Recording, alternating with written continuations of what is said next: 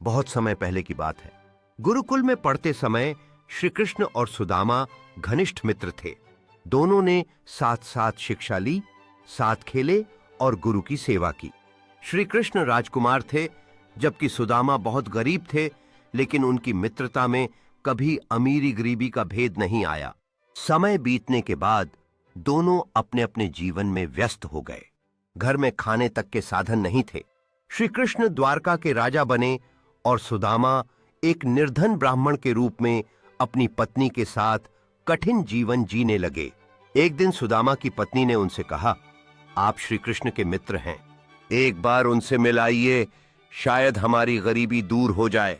सुदामा को कुछ मांगना अच्छा नहीं लगता था, फिर भी पत्नी के कहने पर वे द्वारका जाने को तैयार हो गए। भेंट के लिए घर में केवल थोड़े से चिवड़े पोहे थे। वही कपड़े में बांधकर वे श्री कृष्ण से मिलने निकल पड़े।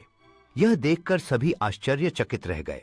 द्वारका पहुंचकर सुदामा महल के वैभव को देखकर संकोच में पड़ गए, लेकिन जैसे ही श्री कृष्ण ने अपने मित्र को देखा, वे स्वयं दौड़कर आए, सुदामा को गले लगाया और उन्हें राज सिंहासन। श्री कृष्ण ने प्रेम से सुदामा के लाए हुए चिवड़े खाए और कहा, मित्र, तुमने तो मुझे अमूल्य भेंट दी है। सुदामा कुछ भी मांगे बिना वापस लौट आए। रास्ते में उन्हें लगा कि शायद कृष्ण उन्हें भूल गए, लेकिन जब वे घर पहुंचे तो आश्चर्यचकित रह गए। उनकी झोपड़ी एक सुंदर महल में बदल चुकी थी और घर में सुख समृद्धि भर गई थी। तब सुदामा समझ गए कि सच्ची मित्रता में मांगने की जरूरत नहीं होती, प्रेम ही सबसे बड़ा धन है। जब अपने नए महल में रहने लगे तो उनके मन में गर्व नहीं आया।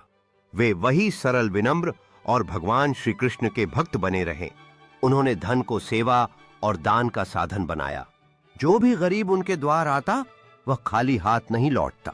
कुछ समय बाद श्री कृष्ण स्वयं द्वारका से सुदामा से मिलने आए। यह सुनकर सुदामा अत्यंत भावुक हो गए।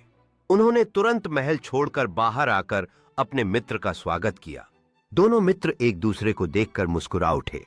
सुदामा बोले, हे मित्र, आपने मुझे सब कुछ दे दिया, पर बदले में मैंने कुछ भी नहीं किया। श्री कृष्ण मुस्कुराकर बोले, मित्र, तुमने मुझे सच्चा प्रेम और विश्वास दिया है, इससे बड़ा कोई धन नहीं। सुदामा ने यह बात जीवन भर याद रखी। इसके बाद श्री कृष्ण ने सुदामा से कहा कि धन मिलने के बाद भी विनम्र बने रहना ही सबसे बड़ी परीक्षा